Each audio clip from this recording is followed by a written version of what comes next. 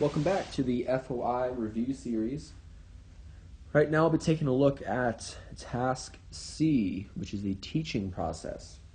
Again, we're going over the PTS changes 1 through 6 for the Certified Flight Instructor PTA single engine.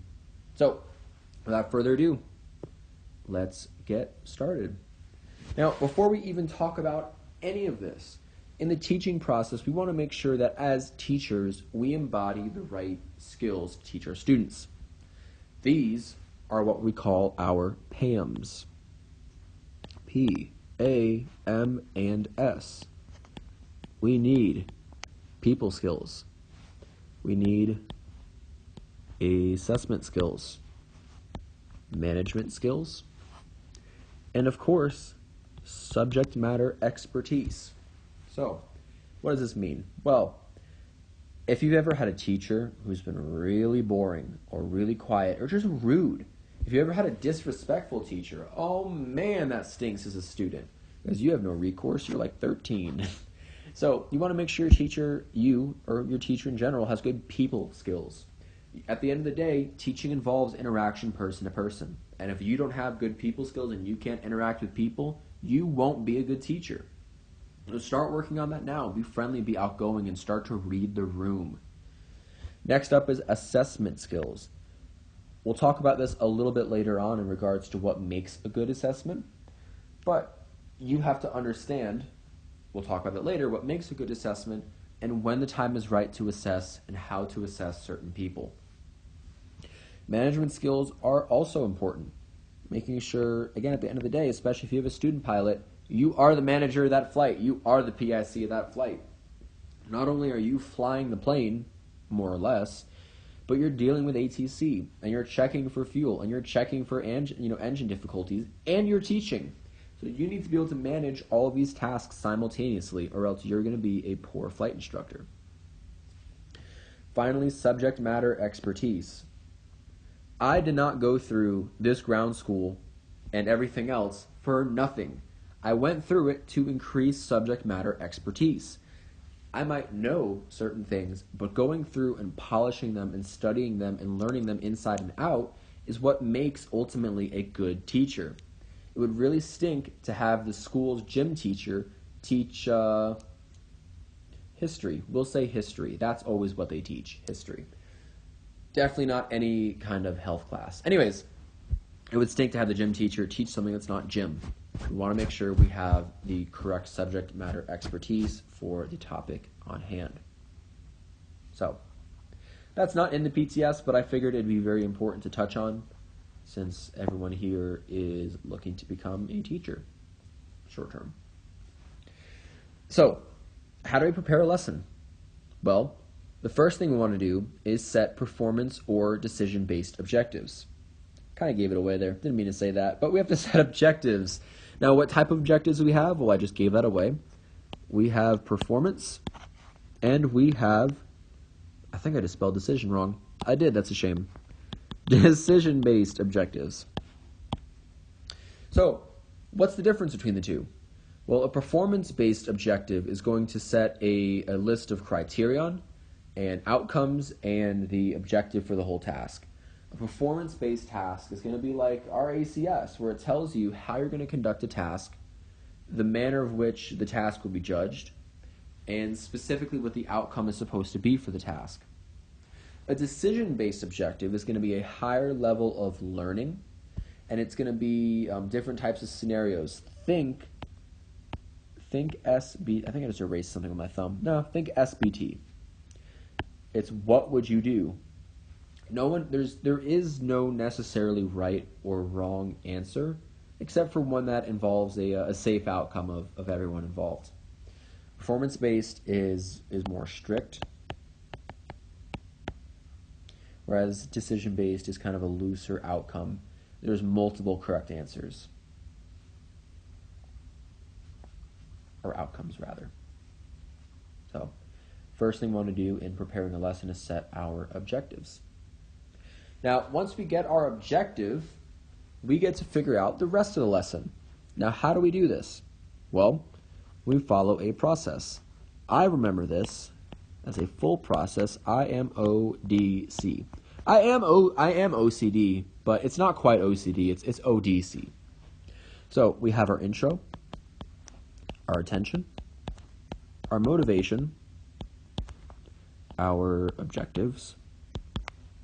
We've got a, what do I call it here? Development.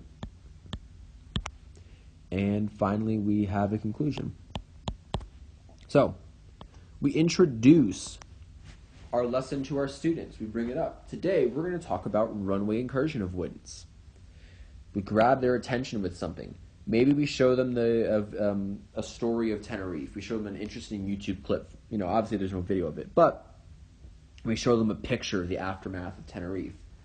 And all of a sudden, they get solemn. Or maybe that helps them understand the importance of the lesson. Grabs their attention regardless. Next up is going to be the motivation. We motivate them and say, hey, this is the deadliest accident in aviation history. Don't you want to know how this could have been avoided and how you can avoid causing another one? I know I do. So, I'm motivated. Tell me about it. How can I avoid this? Because I don't want to die. Next up is the objectives. We already talked about this. Whether you want to go over this with your student or not. The objective is to get them to understand the importance of runway incursion avoidance and the techniques to actually avoid it. Then we develop it. The development of the lesson is going to be the main body of the lesson. This can be organized in a number of ways. Past to present, into the unknown. Oh, lucky I didn't just sing that. Simple to complex.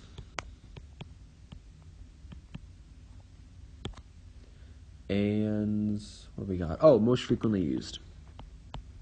Most used to least used. That's the way we want to build our lesson. So this is how we are going to develop it. There we go. And then finally, a conclusion is just going to be a retracing of the elements that relates to the objective. So if you notice from my previous lessons, when I finish up, I go through one by one all the objectives super quick. That is going to be how your conclusion should be. So, we've talked about preparing our lesson, but where do we do so? And we've talked about how we organize our lesson, how the body of the lesson is going to go. Let's talk about a couple different ways that we can give this lesson to our students. Let's go ahead and erase all this.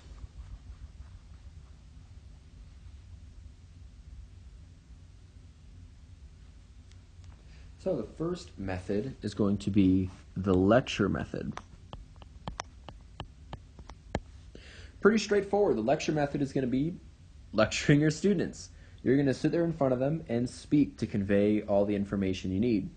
Now, there's different types of lecture methods, and for this we can use IBFIT. You got illustrated talk. Ah, that's my issue. Here we go, fix the font. We have got briefing, formal, informal, and teaching.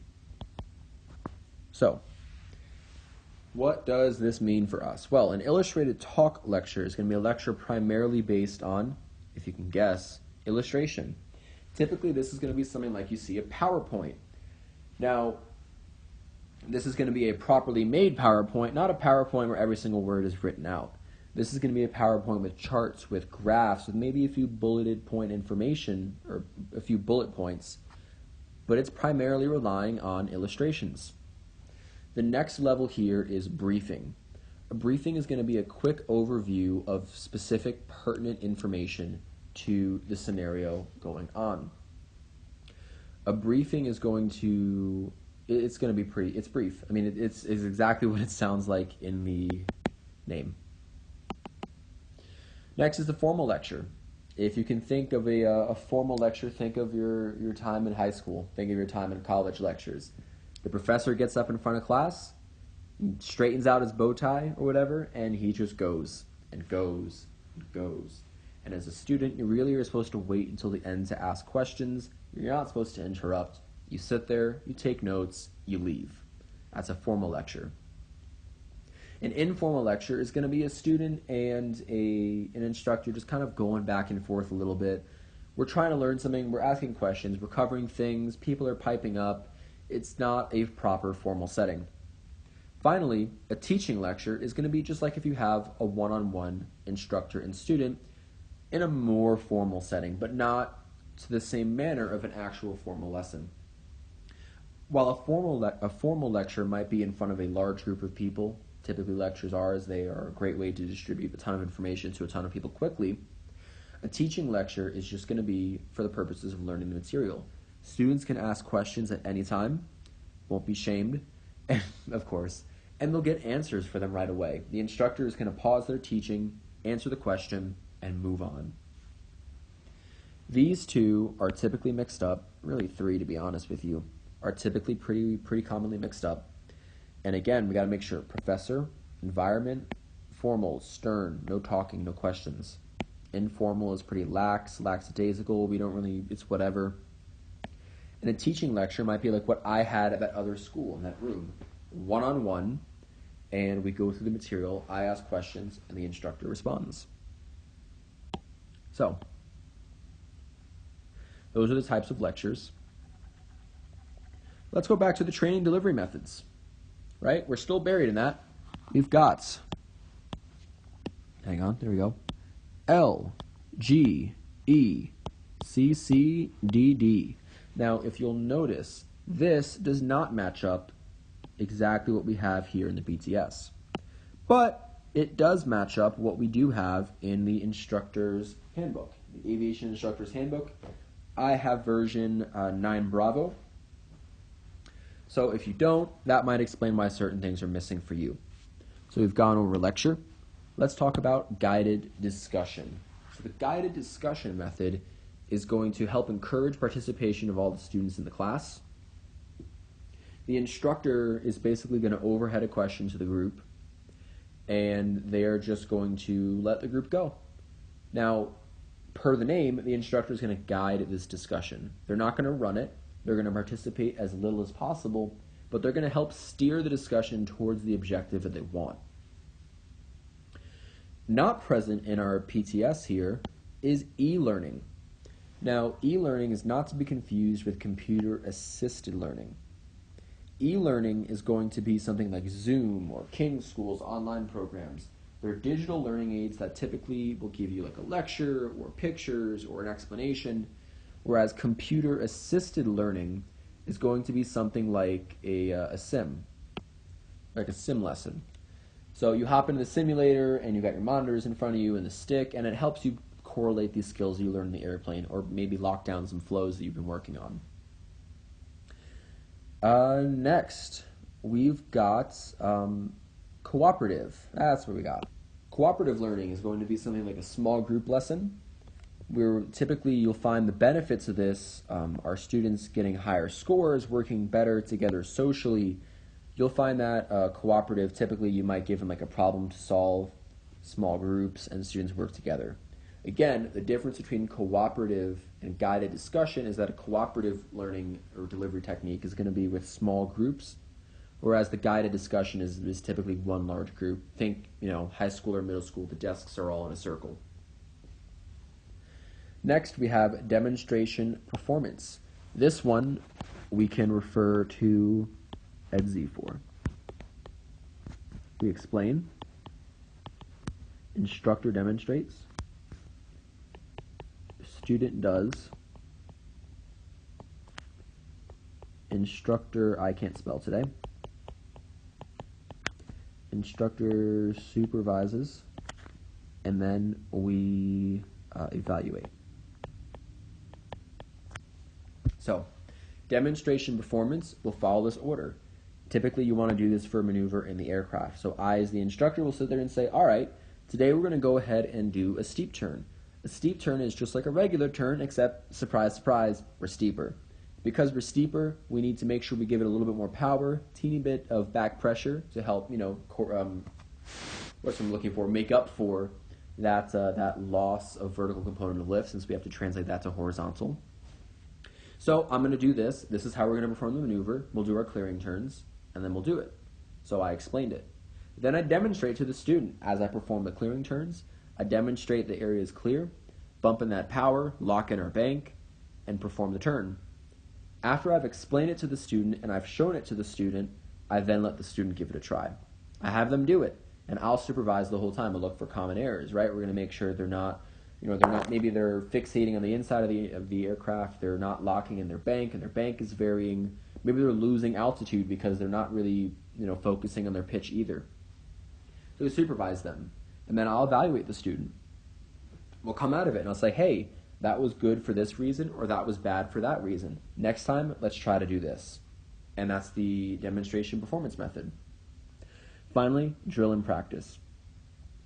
So if you want to talk about exercise a little bit here, right, here we go.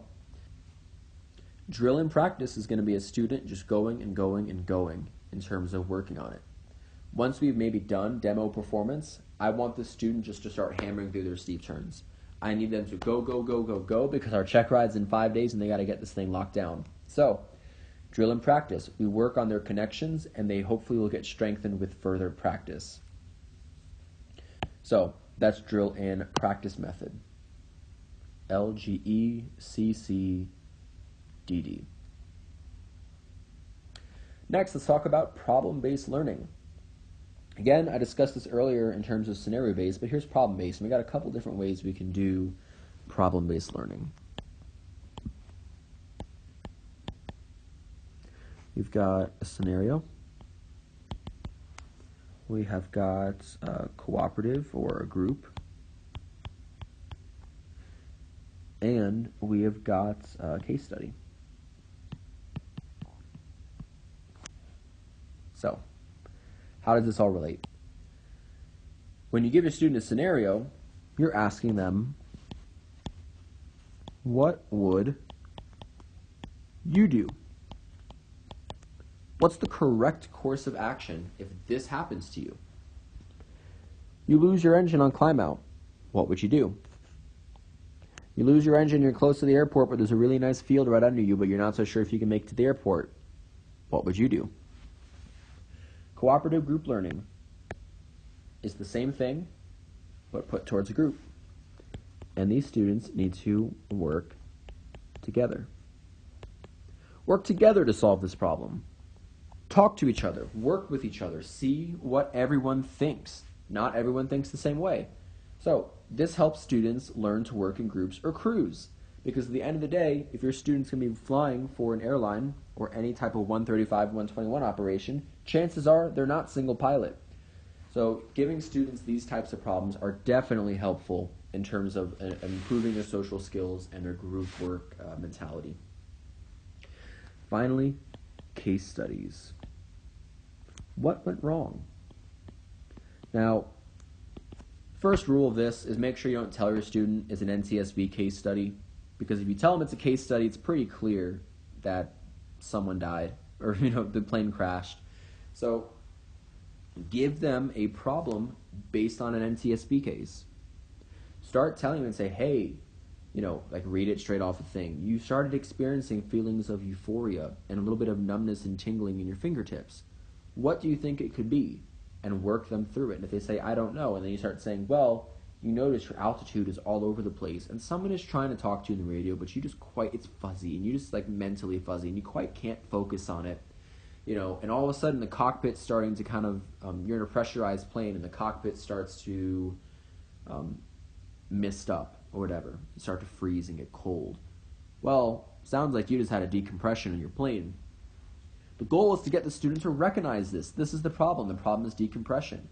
Time for an emergency descent, or if we have oxygen, use oxygen, and then, of course, descend. The goal of the case study, and this might be from a case study from a plane that crashed because of XYZ, but the goal of the case study is to use a real-world example of a problem because it happened. We can invent problems all day that don't really exist, but a case study is a real problem that actually happened. And once you finish with it, it's much more effective to teach a student because once they actually recognize that this is something that happened to someone, it'll stick with them. It will definitely stick with them. So, that's problem-based learning. Similar to what I mentioned earlier, super important. You're training your students for the real world. You're not training them for a training environment.